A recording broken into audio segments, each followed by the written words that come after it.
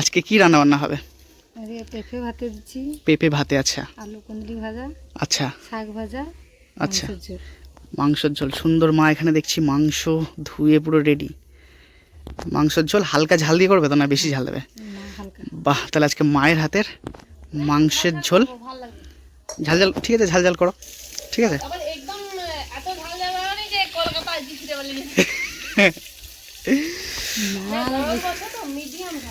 আচ্ছা আচ্ছা, পেঁপে কি সেদ্ধ দিয়েছো নাকি?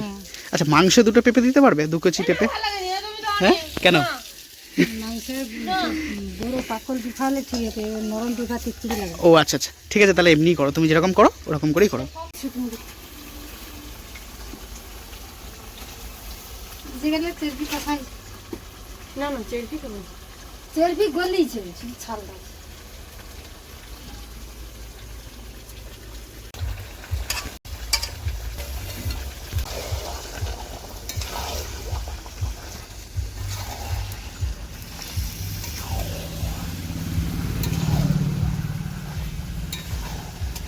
রান্নাবান্না কমপ্লিট হয়ে গেছে, তো আমরা সবার আগে কষা মাংসটা খাচ্ছি।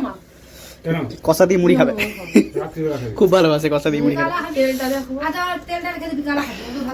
তো আমরা আগে কষা খাচ্ছি। আমার তোরে 1 পিস মাংস আর তেল দেই। পুরো কষানো না একদম। আমার তোরে তেলটা 1 পিস মাংস এটা দিবি। এটা খাও। কি রে? এটা গলা আমি খাই না। হারাছি কিন্তু। আরে দিয়া মাংস দিয়ে গেলে তো তেলটা রেখে দে, খাবি আবার ভাত খেলো বা মুড়ি খাইছ। এটা তেল নিবি নাকি? আর ওর কালারটা দেখো, শোনো, ওর কালারটা দেখাও, শোনো, ওর কালারটা দেখাও, কালারটা দেখাও। এই তেলটা আমার জন্য একটু রাখো, কেউ তো খাবে নি, আমার জন্য একটু রাখো। তেল খাবার লোক আছে। কালারটা কিন্তু দারুণ হয়েছে। তো আজকের মেনুটা দেখাই তোমাদেরকে। ভাত, এদিকে হচ্ছে সুন্দর লেবু, এদিকে হচ্ছে পেঁপে সেদ্ধ, ওদিকে কলমি শাক ভাজা, এদিকে আলু ভাজা।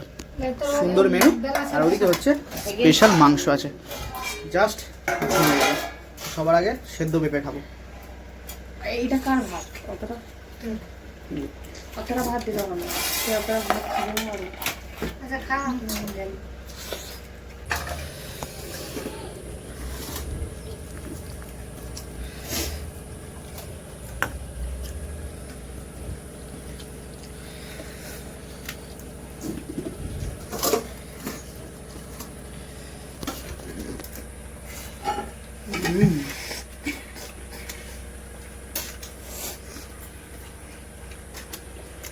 লেবু দিয়ে ভাতটা মাখিয়ে জায়গা,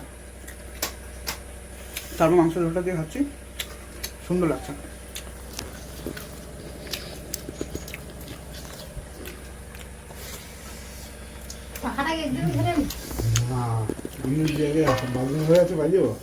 দাদা ঘেমে চান পুরো। আজকে অবশ্য লো ভোল্টেজ, একদম হালকা ঘুরছে।